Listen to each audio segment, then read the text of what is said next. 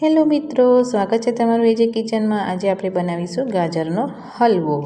હલવા માટે આપણે લઈશું ગાજર 700 ગ્રામ જેટલા। એને ધોઈ લઈશું, છિલકા કાઢી લઈશું।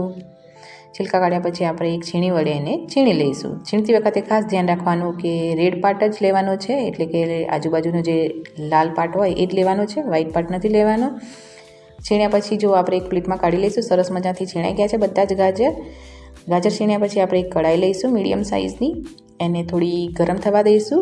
સરસ મજાથી થોડી ગરમ થઈ જાય એટલે એમાં એડ કરીશું 1 ચમચા જેટલું ઘી।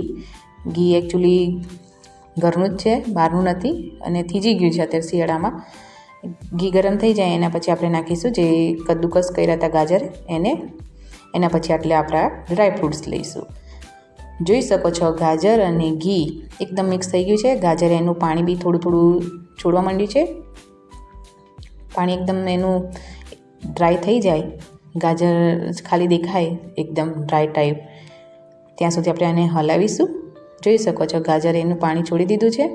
એના પછી આપણે મિલ્ક એડ કરીશું 250 ગ્રામ જેટલું। મિલ્ક અને ગાજરને બંનેને મિક્સ કરી લઈશું। સરસ મજાથી મિક્સ થઈ જાય ગાજરના અંદર દૂધ, ત્યાં સુધી આપણે એને હલાવીશું। પછી 1 વાટકી જેટલી મેં મલાઈ લીધી છે, એ બી ઘરની જ છે। જો તમારી પાસે ઘરની મલાઈ ના હોય તો તમે અમૂલની બી ક્રીમ યુઝ કરી શકો છો, અને એ બી ના યુઝ કરવું હોય તો જે આપણે દૂધ લાવતા હોય ત્યાંથી તમે માવો બી લાવી શકો છો। એ બી ખાંડ વગરનો જ લાવવાનો, કારણ કે આપણે આમાં ખાંડ પાછી એડ કરવાની છે। એટલે જોઈ શકો છો દૂધ અને મલાઈ એનું પાણી બી છોડી નાખ્યું છે સરસ મજાથી। એ બધું મિક્સ થાય ત્યાં સુધી આપણે એને હલાવતા રહીશું। ત્યાં સુધી આપણે જે ડ્રાય ફ્રૂટ્સ હતા એને થોડા કાતરી લઈશું, કાજુ, બદામ, ઇલાયચી ને। જોઈ શકો છો મસ્ત મજાથી એકદમ છૂટું પડી ગયું છે પાણી ને બધું આમાંથી, એટલે કે સુકાઈ ગયું છે સરસ મજાથી। ત્યાં સુધી આપણે હલાવતા રહીશું। એ પાણી સુકાય ત્યાં સુધી આપણે હલાવીશું। આની અંદર વ્હાઈટ પાર્ટ છે ને, એટલે એકદમ રેડ કલર જ આવશે। જોઈ શકો છો એકદમ મજાથી શેકાય છે હલવો આપણો। એના પછી આપણે નાખીશું 1 વાટકી જેટલી સાકર। સાકરની જગ્યાએ તમને જેગરીથી પસંદ હોય, જેવો ટેસ્ટ હોય તમારા ઘરમાં બધા ખાતા હોય સાકરની જગ્યાએ, તો તમે એ બી એડ કરી શકો છો, જેગરી પાવડર બી। સાકર આપણે મિક્સ થાય ત્યાં સુધી આપણે એને હલાવી દઈશું। જોઈ શકો છો સાકર અને હલવો મિક્સ થઈ ગયો છે, એનું પાણી બી છૂટવા માંડ્યું છે। પાણી સુકાય ત્યાં સુધી એની અંદર જે ડ્રાય થઈ જાય ત્યાં સુધી આપણે હલાવતા રહીશું, આવી રીતે ચાસણી બની જાય ત્યાં સુધી।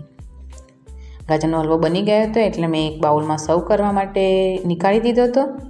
સરસ મજાથી સર્વ કરવા માટે આપણે એમાં નાખીશું જે આપણે ડ્રાય ફ્રૂટ્સ લીધા હતા એ, કાજુ, બદામ અને ઇલાયચી પાવડર થોડું કરીને આપણે એડ કરીશું એની અંદર ગાજરના હલવામાં। એ નાખ્યા પછી આપણે એમાં એડ કરીશું થોડી ગ્રેપ્સ નાખીશું ઉપરથી। અત્યારે શિયાળામાં ગાજરનો હલવો ખાવાની એટલી મજા આવી જાય ને, આમ ગરમ ગરમ આનંદ જ આવી જાય। જોઈ શકો છો મેં થોડી એના પર ગ્રેપ્સ બી નાખી દીધી હતી, અને ગરમા ગરમ ગાજરનો હલવો તૈયાર છે। આવી રીતે બનાવશો તો ચોક્કસ તમારો હલવો સારો બનશે। Thank you watching my video.